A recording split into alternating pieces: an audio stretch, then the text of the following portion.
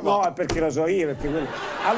Allora, cominciamo subito con il grande neomelodico, il più grande, hanno fatto anche il film. Esce a fine mese. Essere Gigione, noi lo rendiamo omaggio a Gigione con un collegamento. Sì, col mito, il grande cantante folk. Chi non lo conosce ancora? Sono tu qua. Gigione. Gigione. Alla grande con Gigione, telefonate alla grandissima, grandi appuntamenti, grandi concerti con Gigione, Gio Donatello e Menait. Abbiamo una telefonata, pronto? Diciamo pronto. Alla grande, con chi parliamo? Ciao, Lino D'Angio. Come? Lino D'Angio. Lino D'Angio. Sì. Attenzione. Sì. È per Lino D'Angio. No. Alla grandissima. Grazie. Che cosa vuoi sapere? Non lo so, la tournée come va, Grandi Gigione? concerti sempre con Gigione, prossimamente saremo alla sagra della caciotta andurata e fritta, è vero regia? Sì, alla sagra della caciotta andurata e fritta. E com'è la caciotta? Come si fa? Si prende la caciotta e si fa andurata e fritta. Normale. E pa' caciotta!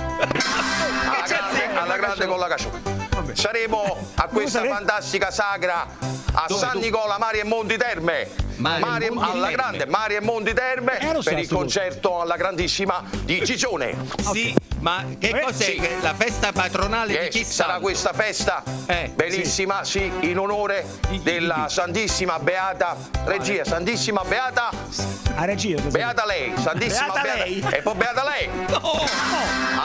Alla grande, sì. Ma che alla grande? Adesso attenzione, voglio fare un saluto, voglio salutare e attenzione regia perché ci abbiamo una doppietta, ci abbiamo una doppietta perché andiamo a salutare Pasquale e Nicola, attenzione. E poi Pasquale e Nicola.